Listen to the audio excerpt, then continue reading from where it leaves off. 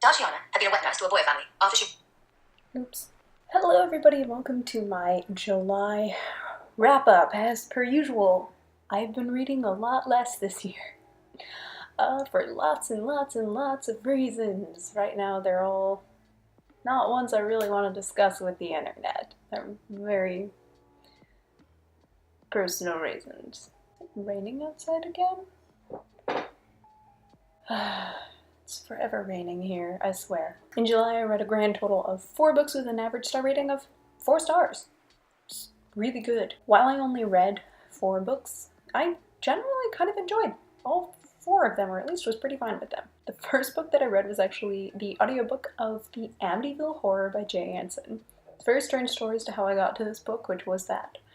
I was in a bit of a serious, crime drama thriller mood, and then I stumbled across the fact that The Conjuring is on Netflix. Now, in general, I don't like horror films. I really don't, especially modern horror. They don't really do it for me. I just don't find them entertaining. But The Conjuring is a movie I adore. I think it's just a phenomenal movie. It scares the shit out of me. So does the second one. The second one, funny enough, features in its opening, I don't know, maybe 10 minutes, an Amityville sequence. Now, I had seen the original Amityville horror film that was made in the 80s, I want to say, 70s, 80s?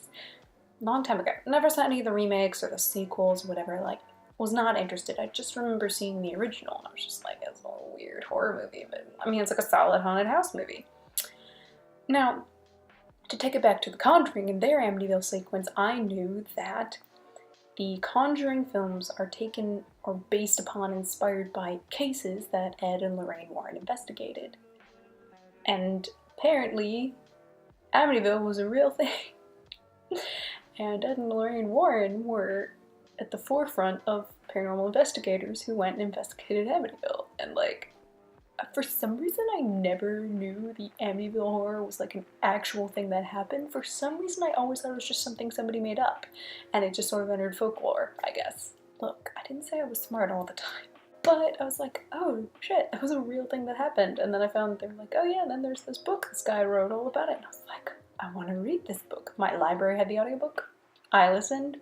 I rated it 4 stars. I like that it's a nonfiction book, essentially, so it's very cut and dry. It's very, just telling you what happened. It doesn't try and add a ton of, lurid details and, really freak you out. It's just nah, here's what this family says they experienced, and also this priest who was, their friend or something, here's what he experienced too, and I'm just like, this shit's fucked up. The next audiobook that I listened to was Big Magic Creative Living Beyond Fear by Elizabeth Gilbert, who I think is very famous for writing Eat, Pray, Love, which I've never read, never had an interest in reading. That story does not appeal to me in the slightest. But Big Magic, I had never really heard anything about, but I was just sort of curious. I needed something to listen to, so I put it on, and it was fine. I rated this 3.5 out of 5 stars, because I was like, there are some good nuggets of advice in here, I think. Especially for anybody who struggles with inspiration or trying to get something done creatively, especially if it's writing. But I will say that even though, yeah, I liked it, it was fine, my preferred book on that topic is The War of Art by Steven Pressfield. This is an incredible book if you want to know anything about procrastination and breaking through it. And Steven Pressfield is a phenomenal author. He's written such things as, I have it up here, hold on. Gates of Fire, that's what it's called. Gates of Fire, it's a book about the siege of Thermopylae.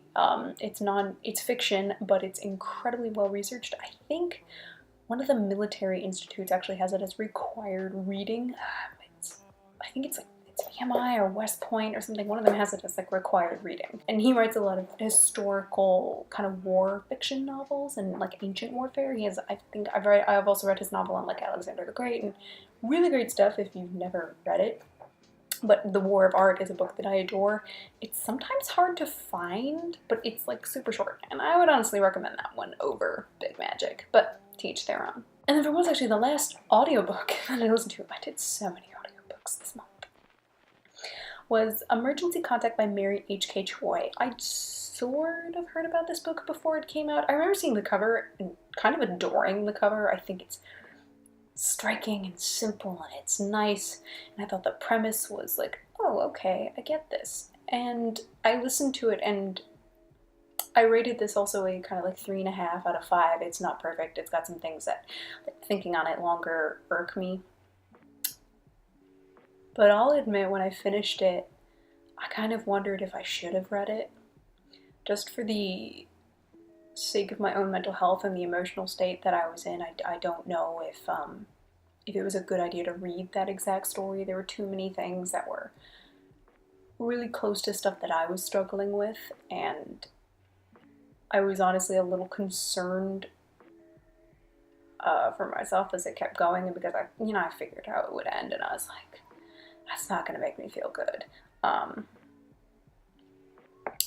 But I apparently have no self-preservation instinct, so I read it, and it was fine. Again, it's not perfect. It's not the best contemporary I've ever read. I think it's an admirable effort, and I thought the characters were in general just likable. They were fine. And finally, the last and best book I read this month, and which I read in one sitting on July 31st, staying up past my bedtime, finishing it at like 11:45 at night, is Spinning Silver by Naomi Novik.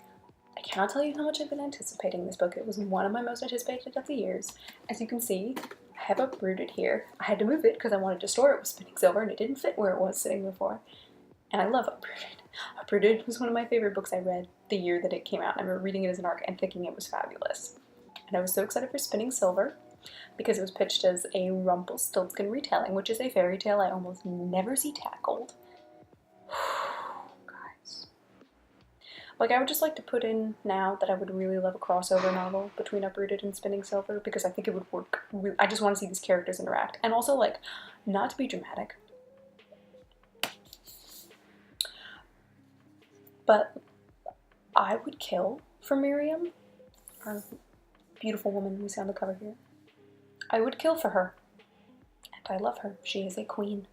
Actually, I love pretty much everybody in this book. I think all of the characters are really well done. They're really interesting. I like their stories. It's constantly shifting perspective, but the character voices are done well enough that I can usually figure out who it is. I think there were only a couple instances where it took me a second to realize who was talking, but then I quickly realized who it was, and I was like, yeah, right, got it. I will say yes. The Rumpelstiltskin elements are incredible.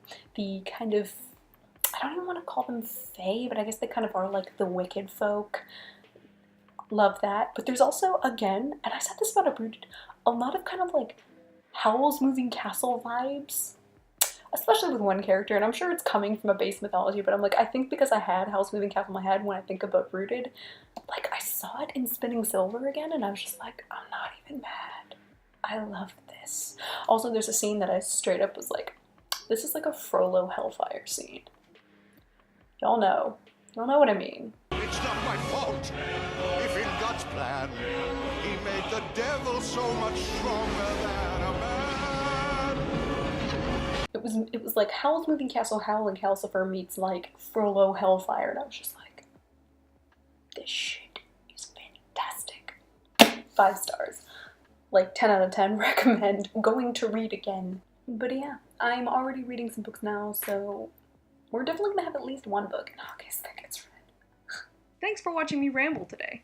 If you'd like to see more from me, go ahead and click that button with my face on it. It'll take you to my channel, where I ramble about a whole lot of different things. Got some thoughts of your own? Go ahead and leave them down in the comments. And make sure that if you want to see more ramblings from me, you click that little subscribe button. That's it for me today, you guys, so until next time, cheers.